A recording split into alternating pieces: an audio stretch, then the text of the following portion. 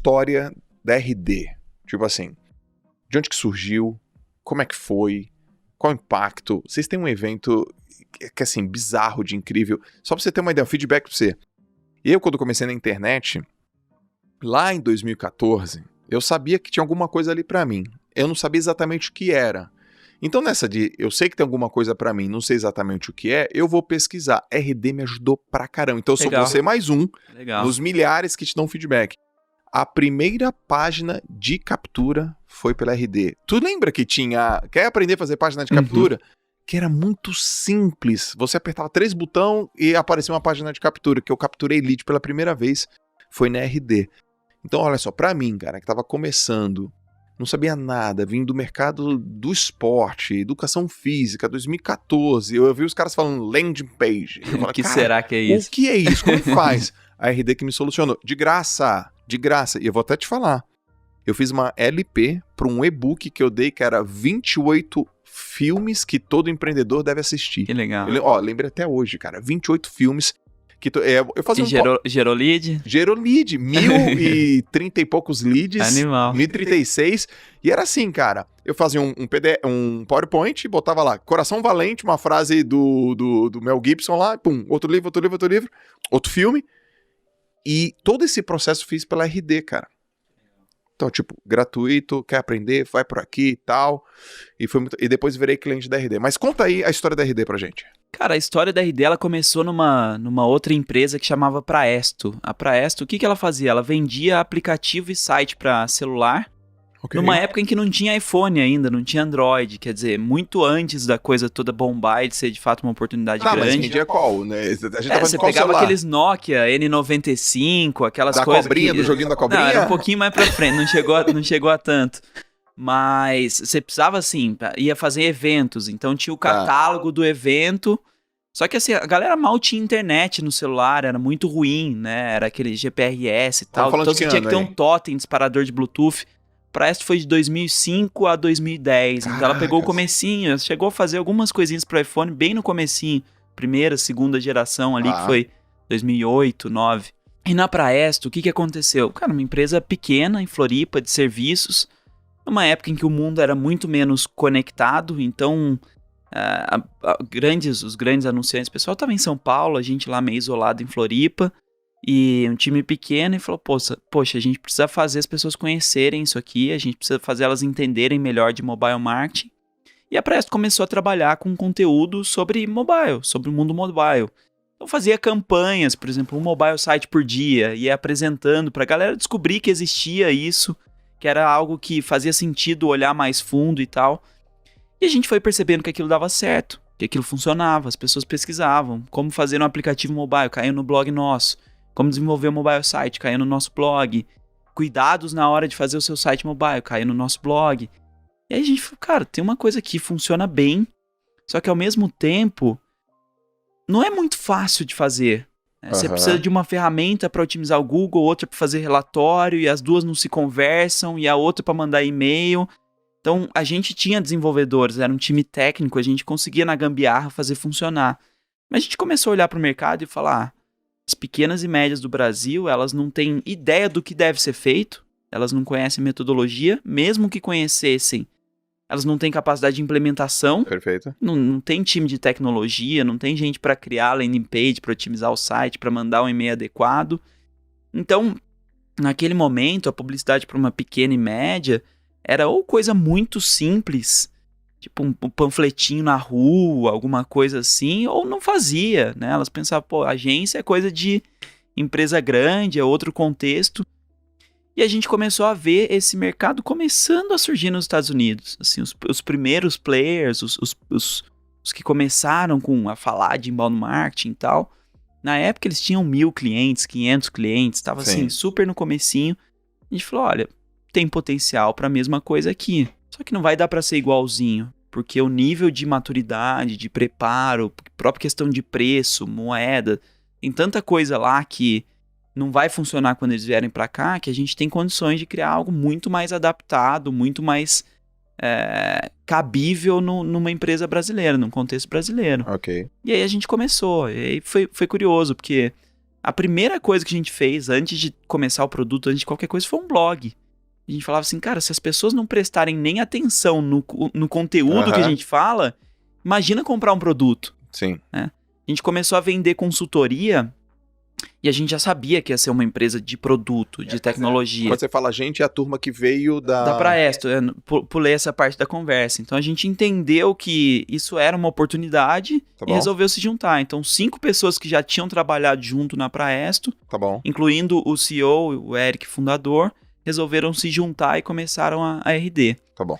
Então a gente começou com um blog, começou vendendo consultoria. Por quê? Por 2 motivos. Um era monetiza a partir do dia 0. Um produto você vai desenvolver, lá na frente começa a vender barato, com poucos clientes, você não consegue segurar o mínimo da conta. A gente não tinha família rica, investidor, não tinha grandes contatos, não tinha nada. Sim. Então a gente começou a vender serviço de consultoria, que era uma forma de monetizar, mas mais do que isso, era uma forma de conhecer o cliente. Eu tô no dia a dia, como é que é o seu dia a dia? O que você faz? Como é que funciona e tal?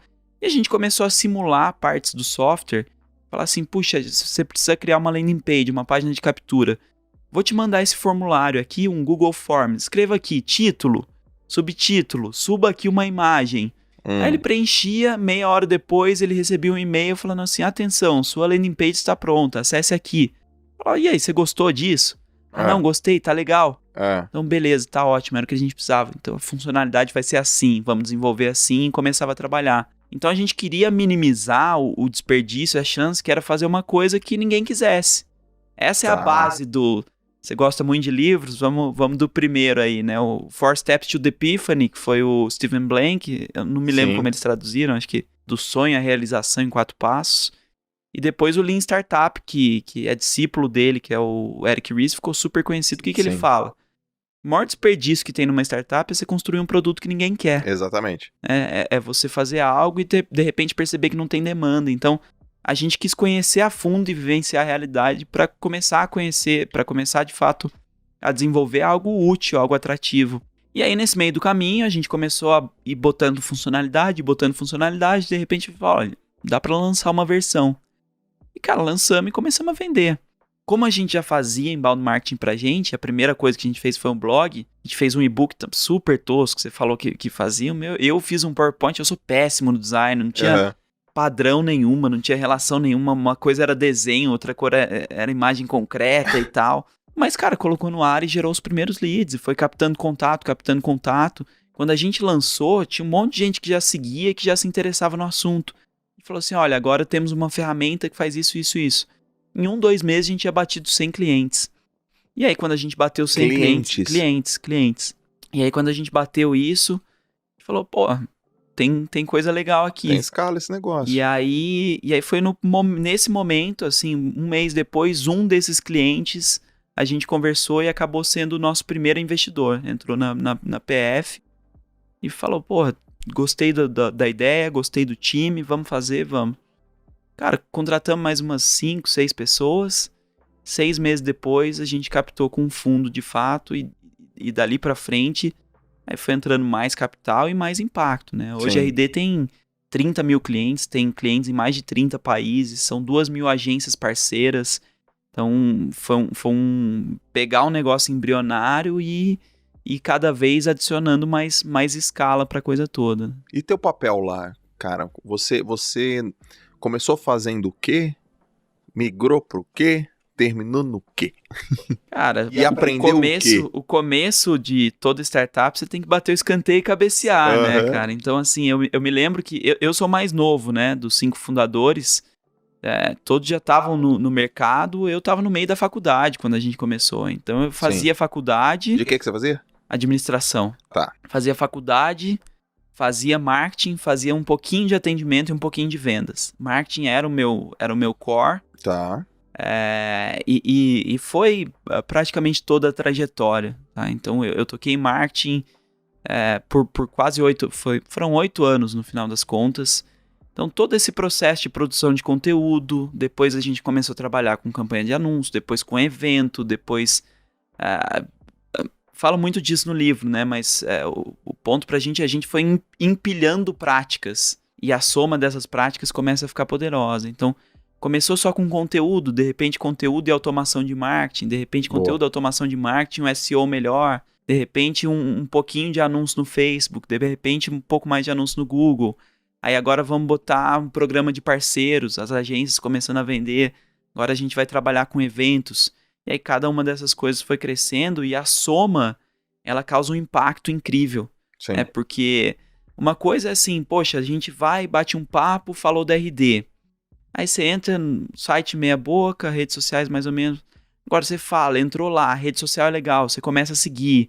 Aí você vê o anúncio do evento, vai no evento, fica impactado. Aí de repente você sai e tem retarget em cima de você.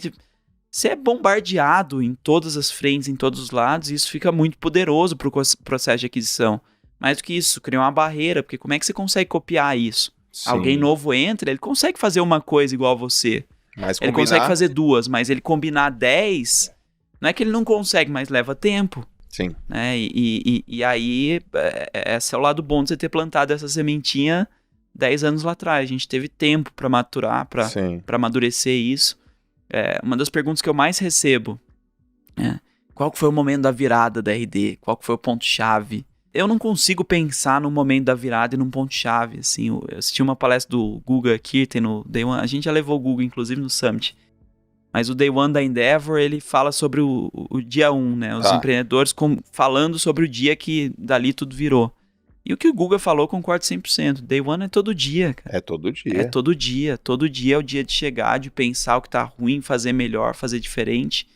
E o nosso crescimento, ele é trabalho de formiguinha. Um pouquinho melhor todo dia. Como é que a gente é muito bom em identificar o que tá com problema agora, quem que são os melhores do mundo em cima disso, como é que a gente aprende com eles, como é que a gente implementa e faz ficar melhor. E isso foi o mantra da RD por muito tempo. E aí você tem alguns marcos. Fazer o evento com muita gente é legal, mudar de estrutura, quando a gente pegou um prédio próprio só pra gente, que não era uma salinha menor, alguma coisa assim, são marcos legais, mas não foi isso que virou. Sim. O que virou é entrar duro todo dia, cara, assim, foram 10 anos pra mim, e os caras continuam lá, né, eu que saí do dia a dia, 10 anos muito pesados, muito duros, muito intensos. Hoje você não tem mais